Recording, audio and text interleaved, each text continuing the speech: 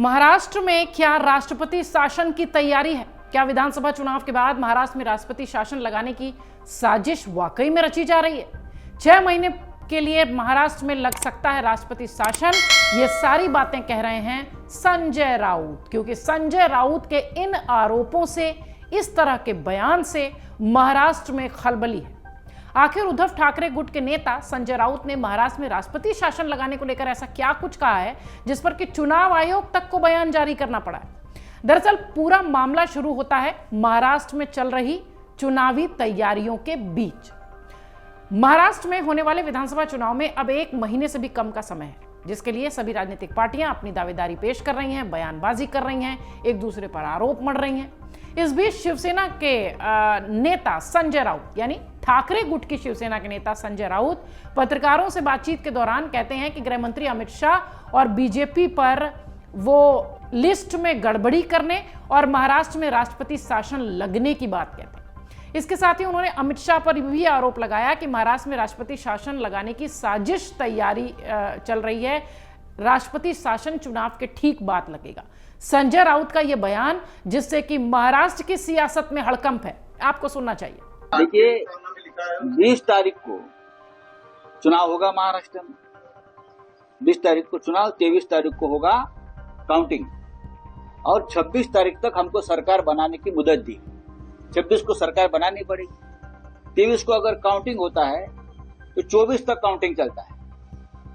ये महाराष्ट्र बहुत बड़ा स्टेट है, दुर्गम भाग है, एक 2 दिन लगता है मुंबई में पहुंचने के लिए। तो एमएलए 2 दिन से यहाँ कैसे पहुंचेंगे, सरकार कैसे बनाएंगे? ये आघाड़ी का सरकार बनने वाला है, तो किसी भी हालत में लोगों को एक साथ नहीं आना है और सरकार बनाने का या विधिमंडल का नेता चुनने का जो एक समय लगता है वो भी हमें नहीं दे रहे। फिर राज्यपाल के पास जाना है गठबंधन बनाकर, तो उससे पहले राष्ट्रपति शासन लगा दो, क्योंकि ये लोग को सरकार नहीं बना सकते। 6 महीने के लिए राष्ट्रपति शासन अमित शाह लगाएंगे।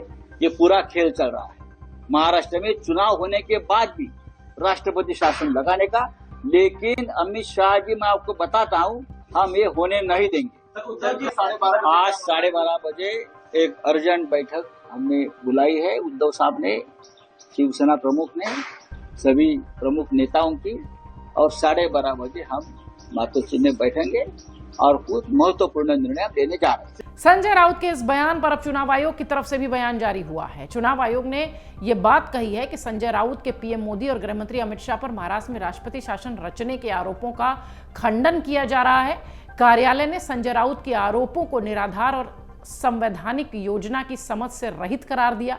महाराष्ट्र के मुख्य निर्वाचन अधिकारी के कार्यालय के सूत्रों ने बताया कि उद्धव ठाकरे की शिवसेना के संजय राउत के बयान पर चुनाव आयोग की भूमिका संविधान के अनुच्छेद 172(1) के तहत जनप्रतिनिधित्व अधिनियम 1951 की धारा 15 के अनुसार विधानसभा का कार्यकाल पूरा होने के 6 महीने के भीतर चुनाव कराना और नवनिर्वाचित विधायकों की सूची राज्यपाल को सौंपना है। कार्यालय के द्वारा जारी बयान में यह भी बताया गया कि आयोग 26 नवंबर से पहले और 23 नवंबर को मतगणना समाप्त होने के तुरंत बाद यह प्रक्रिया पूरी कर लेगा। उन्होंने यह भी कहा कि नवनिर्वाचित विधायकों की सूची प्रस्तुत किए जाने के बाद राज्यपाल अनुच्छेद 164 के अनुसार अपने अनिवार्य संवैधानिक कर्तव्यों के तहत सरकार के गठन के लिए आमंत्रित कर सकते हैं, जो कि विधानसभा की अवधि समाप्त होने की अवधि से बंधा नहीं है। ये वो अनुच्छेद और उसकी धारा कहती है। इसके साथ ही उन्होंने इस बात को भी मुख्य रूप से दर्शाया कि 26 नवंबर 2024 की प्रासंगिकता केवल चुनाव आयोग द्वारा चुनाव प्रक्रिया पूरी करने के लिए नहीं है। आपको यह भी बता दें कि इसके साथ ही संजय राउत ने यह भी दावा किया था कि बीजेपी एमवीए को सत्ता में लौटने से रोकने के लिए एक्टिव हो उठी है। उन्होंने कहा कि बीजेपी वोटर लिस्ट में घोटाला करने की कोशिश कर रही है, चुनाव आयोग उसकी मदद कर रहा है। संजय राउत अपने बयान में यह भी कहते दिखाई पड़े कि महाराष्ट्र और झारखंड में वोटर लिस्ट में गड़बड़ी की जा रही है। भारतीय जनता पार्टी अपने चेले चपाटे और चोर लफंगे के साथ चुनाव हारने जा रही है, किसी भी हालत में चुनाव नहीं जीतेगी। ये बात संजय राउत पत्रकारों से बातचीत के दौरान लगातार कह रहे हैं। लोकसभा चुनाव में हमने उन्हें चुनाव हरा दिया था, विधानसभा में भी वो हार रहे हैं, इसलिए ये लोग वोटर लिस्ट में गड़बड़ी और घोटाले की बात कह रहे हैं। संजय राउत कहते हैं कि हर विधानसभा क्षेत्र में जहां जहां बीजेपी लड़ने जा रही है, लगभग 150 विधानसभा सीटें हैं, वहां वो ऐसे वोटर्स को भी ढूंढ रहे हैं जिन्होंने लोकसभा में महाविकास अघाड़ी को वोट दिया था। ऐसे हर विधानसभा क्षेत्र में 10,000 वोटर्स और निकाल दिए जाएंगे और दूसरे वोटर्स को डाल दिए जाएंगे, जिससे कि हमारी जीतने की संभावनाएं कम हो जाए। ये सबसे बड़ा घोटाला चुनाव आयोग की मदद से होने जा रहा है।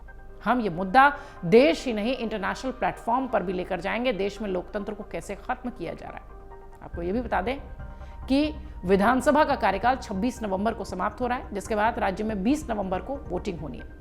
वहीं 23 नवंबर को जो है वो वोटों की गिनती होगी, यानी परिणाम आएंगे।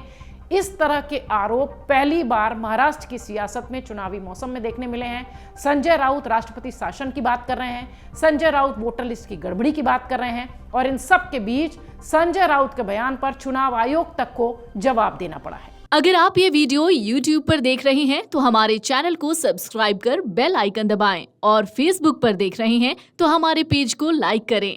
8 मिलियन प्लस सब्सक्राइबर, आपके इस भरोसे के लिए बहुत धन्यवाद।